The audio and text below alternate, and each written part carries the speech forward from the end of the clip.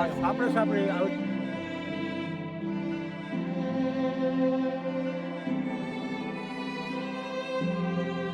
ટાઈપનું સફેદ પાણી એકદમ આ જે ડસ્ટ હોય ને એ આ દ્વારા આખું આખું કાળું દેખાય. કોઈ પણ પ્રકારનો એન્જિનિયર એવો નથી કે અલગ પાડીએ.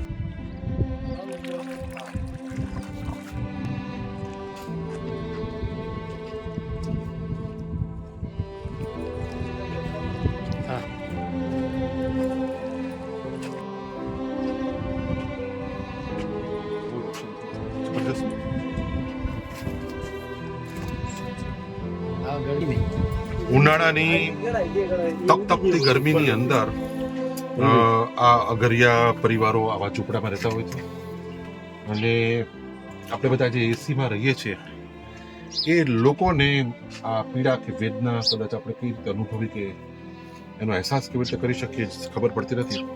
પરંતુ આ તપતી ગરમીની અંદર આફાટ રણમાં આ અગરિયાઓ અહીંયા રહી અને દેશની લગભગ 20-30% મીઠુંની જરૂરિયાત રોજ આપણે આપણી થાળીની અંદર જે કોળીઓ ખાઈ છે એની અંદર જે ચપટી મીઠું આવે છે એ ચપટી મીઠુંની કિંમત એ આપણને ખ્યાલ હોતો નથી. પણ કેટલી મહેનત પછી કેટલી પીડા ભોગવીને આ લોકો એ ચપટી મીઠું પેદા જે કરી રહ્યા છે એને જ્યારે નુકસાન થાય, આ રીતે એનું ઝૂંપડું ઉજળી જાય ત્યારે સરકાર ક્યારેક સંવેદનહીન બની અને માત્ર ને માત્ર ખાલી વાતો કરી અને અગરિયાઓ માટે કશું જ કરતા નથી. વર્ષોથી સદીઓથી આ અગરિયાઓ જ્યારે અહીંયા મીઠું પકવી રહ્યા છે ત્યારે 30 વર્ષથી ગુજરાતની અંદર ભારતીય જનતા પાર્ટીની સરકાર છે અને ભારતીય જનતા પાર્ટીની સરકાર દ્વારા આ અગરિયાઓ માટે દેખીતી રીતે કશું જ કરવામાં આવ્યું નથી. એના મૂળભૂત અધિકારો ઉપર પણ ભયંકર રીતે તરાપ મારવામાં આવે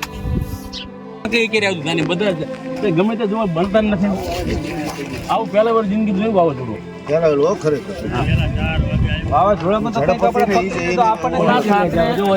નાના છોકરા પાછો પડી ગયો. એક બાજુ સાપડા ધારવા કે સોલર આજે સર્વે કરો છો? અમને અમારા જીએમ સાહેબે સૂચના આપી કે ઘરમાં જઈને તપાસ કરો કે સોલાર મીટર એટલે પ્રાથમિક સર્વે માટે હું આવ્યો. સરકાર કોઈ પરિપત્ર કે મૌખિક તો તમે કેટલા જગ્યાએ મુલાકાત લેવાના છો? સર હું આજે એકલો જ છું એટલે જેટલું મેક્સિમમ થાય તો જોઈને પછી એ પ્રમાણે શું તમે સર્વેમાં મેઇન શું કરો છો? સોલાર પેનલ જે નુકસાન થયેલું છે એ કેટલી પ્લેટો લાગેલી હતી, કેટલું નુકસાન થયું છે એ જોઈને અને સ્ટ્રક્ચરને કેટલું નુકસાન થયું છે એ જોઈને રિપોર્ટ કર્યું. તમે ખાલી માત્ર સોલાર પેનલનું જે નુકસાન છે એ જ જોવા જી તો આ લોકોને જે મીઠું પકાવતા હતા એ મીઠું પકાવવાની અંદર હવે કેટલું નુકસાન થશે અથવા જે મીઠું કાળું પડી ગયું, કાળું મીઠું પડી ગયું છે એનો સર્વે નહીં કરો. બાકી અત્યારે ખાલી તમે સોલાર પેનલ બાકી તમે મીઠાનું જે કંઈ નુકસાન છે એ મીઠાના નુકસાન માટે કોઈ તમે સર્વે માટે નથી. શું નામ તમારું? જગદીશભાઈ ગરાસિયા. જગદીશભાઈ ગરાસિયા. શું હોતો છે? હું સિનિયર ઉદ્યોગ નિરીક્ષક જિલ્લા ઉદ્યોગ કેન્દ્ર સુરેન્દ્રનગર. ઓકે, ઠીક છે. તો બગડી ગયું છે અને સોલર બધા ફૂટી ગયા છે. હા, કોઈ અગરિયા લગભગ 50% કોઈ અગરિયાના સોલર નહીં રહ્યા હોય. હા, અને મીઠું વેપારીને બજારના જાય ને તો ગાડી લઈને પાછા આવે એટલું કારું થઈ ગયું. એમ? હા. આમ અંદાજે કેટલાક ટનનું મીઠું બગડેલું છે? 50% ઉપર તો મીઠું બગડી જ ગયું. એમ? હા, એની ક્વોલિટી ઠારકી જતી રહી. આ પાટો કોનો તમારો હતો? ના, એ દિલા ભાઈ. આમ તમારો પાટો છે ને? એ આમ જો આમાં એ આપણે ઓલા સોલાર હમણાં જોયા એ બધા તમારા જ હતા ને?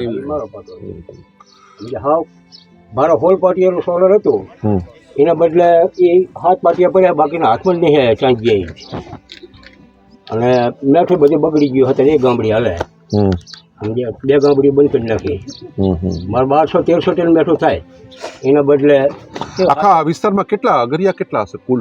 1500 ફેમિલી જેવા છે. તમે ગણવા જાઓ તો છેક કુડાના રણથી લઈ અને ઝીંઝવાડાના રણ સુધી 1500 થી 1700 પરિવારો હશે. અને એ બધા મોટા ભાગના આપણા દસાડા તાલુકાના, દસાડા અને ધાંગધ્રા તાલુકા. ધાંગધ્રા થઈને 1500 જેવા અગરિયાઓ છે. હા, જુદા જુદા. પાછા હળવદ ટીકર સાઈડના છે જુદા, હળવદથી અલગ. ખાલી અગરિયા છે એટલા, બાકી ફેમિલી ગણો તો ઘણી થઈ. ના, ફેમિલી 1500 અગરિયા વધારે થાય. કુટુંબ એટલા 1500 પરિવાર. હા, એટલે અગરિયા તો વધી ગયા ને.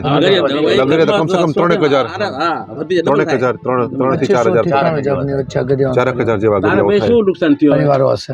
તારે આખી ગામડી ફેલ થઈ ગામડી આખી ડટી જાય એમ ઉડાન થઈને કહી દે ઉડાન થઈને જઈ ગયું એટલે એક જ ગામડી કરી દઈ અલ્યો શું વિક્રમભાઈ કઈ રીતે આ લોકો નુકસાની એકચ્યુઅલી કઈ રીતે જતી હોય? જો આ જે સોલર પેનલો ઊભી છે, આ લોકોના સ્ટ્રક્ચર છે ને એ રણના જમીન પોચી હોય એટલે એના કારણે સ્ટ્રક્ચરો કાચા હોય.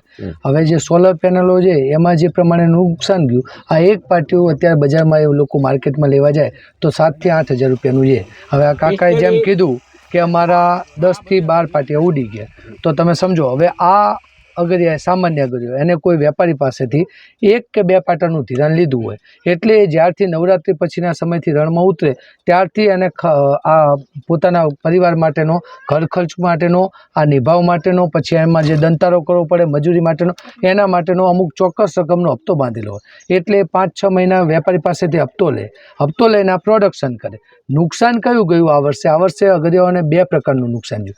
એક તો શરૂઆતમાં એ ગારા કામ કરતા હતા ત્યારે પણ પાછંતરો વરસાદ થયો એટલે એમને મજૂરી ફરીથી કરવી પડી, અને પછી આ વાવાઝોડાનો માર અને કમોસમી વરસાદ બે ભેગું આવ્યું. વાવાઝોડું આગલા દિવસે એટલે કે પરોઢના સમયમાં વાવાઝોડું હોય, વાવાઝોડાના કારણે એમના જે પારા હતા અથવા તો જે માલ એમનો તૈયાર થઈ ગયેલો હતો કાચના દાણા જેવો, એમાં ધૂળની ડમરીઓના હિસાબે એ મીઠું એકદમ 1 નંબર મીઠું સીધું C ગ્રેડનું બની ગયું, A ગ્રેડનું બદલે C ગ્રેડનું બની ગયું. અને બીજું આ સોલર પેનલો જે પ્રમાણે ભાવમાં કેટલો ફરક પડે A ગ્રેડમાં C ગ્રેડમાં? અત્યારે હાલ તો રણ બેઠા જ તમારે 10 રૂપિયાનો તો ફરક છે, અને આમ ગંજે ગણો તો 30 રૂપિયાનો ફરક છે. આની નુકસાન ક્યાં જવાનું અગરિયાઓને કે અત્યારે માની લો કે કોઈ એક અગરિયાએ ધિરાણ લીધું છે અને એને 1 પાટો કર્યો છે પણ એની સોલર પેનલ બંધ થઈ ગઈ છે, એટલે ધારો કે એનો અંદાજ હતો 500 ટન મીઠું થવાનો, એના બદલે એનું મીઠું થશે 400-450 ટન કે 250 ટન. જેટલું ટન એનું ઉત્પાદન મીઠાનો ટાઈમ જ હવે સાચો હતો. હવે જે એનું નુકસાન જશે એ પ્રમાણે એને પૈસા ઓછા મળશે. એક બાજુ એનું ઉત્પાદન માની લો તમે 100 ટને ગણી લો તો 100 ટનના પૈસા ઓછા મળવાના, બીજું આ એની સોલર પેનલમાં એને 70,000 થી 80,000નું નુકસાન ગયું. તો જે અગરિયા અહીંથી જ્યારે ઉનાળાના સિઝન પછી ઘેર જાય અને ચોમાસાના 4 મહિના એના પરિવારનું જે પ્રમાણે એને ગુજરાન ચલાવવાનું, કારણ કે ચોમાસામાં તો ત્યાં ખારાગોટામાં પણ મજૂરી કામ નહીવત પ્રમાણમાં હોય છે, બ્રેક લોડિંગ ને એ બધું, તો એ 4 મહિના એને કપરી પરિસ્થિતિનો સામનો કરવો પડશે. એટલે અગરિયાઓને આ વખતે સૌથી વધારે નુકસાન જોઈએ. જે બધા લોકો દાવા કરે આમ છે ને ફલાણું છે પણ જમીનની હકીકત આ છે. બીજું આવતા વર્ષે નુકસાન કયું જવાનું, કારણ કે મેં તમને ફરી કીધું ને કે આ ધારો કે અગરિયાને ગણતરી હતી કે મારો 1 લાખનો માલ બનશે તો એને એ પ્રમાણેનું ધિરાણ લીધું હતું. હવે વેપારીને તો અત્યારે જ્યારે ખેંચીને લઈ જશે ત્યારે એને પણ એના માલમાં નુકસાન જવાનું છે. એટલે આવતી વખતે જ્યારે નવા સોદાઓ થશે, કારણ કે આ એક બાજુ અગરિયા આ વર્ષે માર ખાશે, બીજી બાજુ વેપારી માર ખાશે, 2 કાંટાની 2 બાજુ જેવા છે, એટલે બેને નુકસાન છે. એટલે સરકારે સાચા અર્થમાં તો શું કરવું જોઈએ, આ જે પ્રમાણે કાલે જિલ્લા ઉદ્યોગ કેન્દ્રના અધિકારી કહેતા હતા કે ભાઈ ખાલી સોલરનું નુકસાન ના જોવાનું હોય. સોલર સાથે ધારો કે પાણીની ટાંકી પડી હતી એ ઉડીને તૂટી ગઈ, તેનું નુકસાન કોણ આપશે? હું એક વાત પૂછું કે તમે વર્ષોથી તમે લોકો બધું કરો છો બરોબર, તો તમને ખબર છે કે 1 પાટાની અંદર એવરેજ કેટલો ટન થાય મીઠું? ગામડીમાં 500 ટન, પાટામાં 1000 ટન જેવું, 600-700 ટન એ નહીં થાય. હવે તો એ પ્રમાણે સરકારે મારી દ્રષ્ટિએ એવું કરવું જોઈએ કે આ લોકોને ખરેખર 600 ટન કે 700 ટન મીઠું થવાનું હતું, એની જગ્યાએ હવે મીઠુંનું કેટલું થઈ ગયું? 200 ટન થઈ ગયું, 250 ટન થઈ ગયું. સીધી રીતે એમને 200-250 ટનનું નુકસાન થયું. સાથે સાથે જે 200 ટન મીઠું થયું એની પણ ક્વોલિટી C ગ્રેડની થઈ ગઈ, એટલે એના ભાવ ઓછા મળવાના. આ ભાવ ઓછા મળે અને સાથે જે મીઠાના ઉત્પાદનની અંદર જે નુકસાન થયું આ બધાનો સરવાળો કરી અને પછી જે નુકસાન થયું હોય એ નુકસાનીનું વળતર મારી દ્રષ્ટિએ સરકારે આપવું જોઈએ. 100% આપવું જ જોઈએ. અને બીજું એમ તો જ સાચા અર્થમાં નહીતર અગરિયો બેઠો થઈ શકે નહીં. હા, તમે બધા અગરિયાઓ છો, એની કોઈ આઈડેન્ટિફિકેશન ખરું? અગરિયા કાર્ડ છે તમારા બધા પાસે અગરિયા કાર્ડ હોય?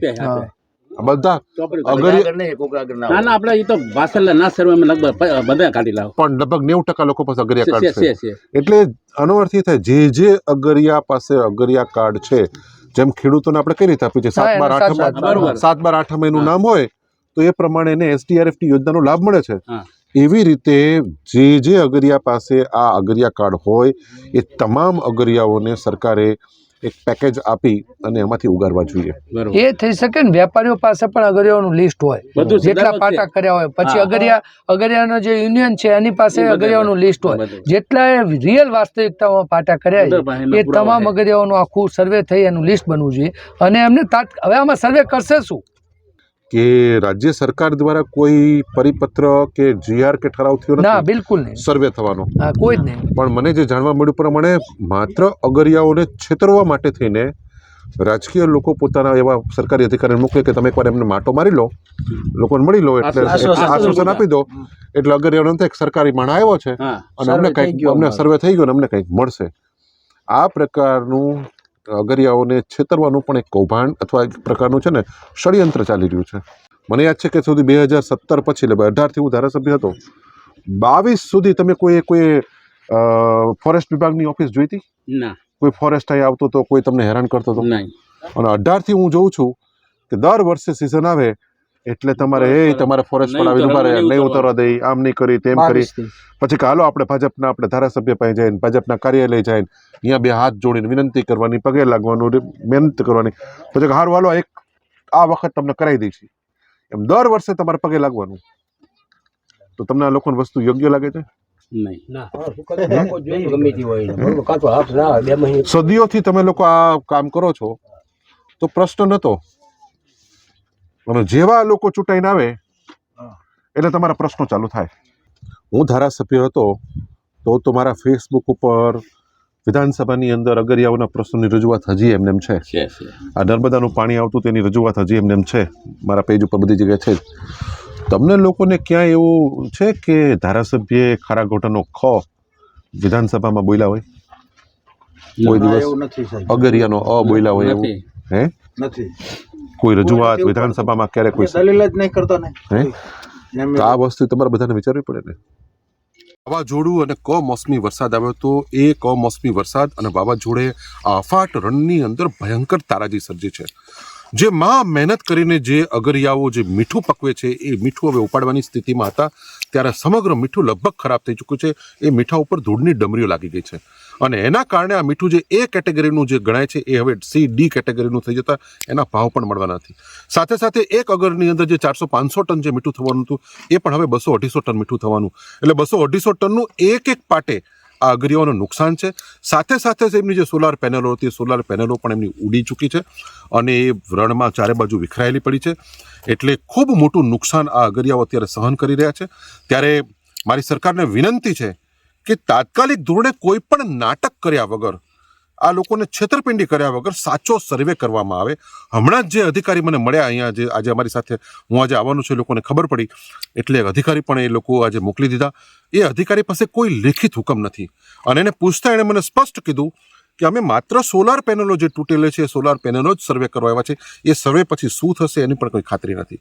જે મીઠાનું જે મેઇન નુકસાન થયું છે કે અગરિયાને 1,00,000, 2 લાખથી 2.5 લાખ સુધીનું જે નુકસાન થયું છે એ નુકસાનીની કોઈ જ વાત કરતા નથી. અને અત્યારે વિધાનસભા ચાલુ જ છે. જો સરકારને ખરેખર આ અગરિયાઓની કોઈ પીડા હોય તો તાત્કાલિક ધોરણે વિધાનસભાની અંદર આ તમામ અગરિયાઓને, જે અગરિયાઓ પાસે એનું અગરિયાનું કાર્ડ છે એ અગરિયાના કાર્ડ દીઠ એક અગરિયાને 2 થી 2.5 લાખ રૂપિયાની નુકસાનીનું વળતર ચૂકવવું જોઈએ. નવી એમને તાત્કાલિક નવી સોલાર પેનલો પણ એમને ઇન્સ્ટોલ કરી દેવી જોઈએ. બાકી ખાલી વિડીયો મૂકીને ડંફાસો મારીને જૂઠા ભાષણો કરવાથી કોઈ મતલબ નથી.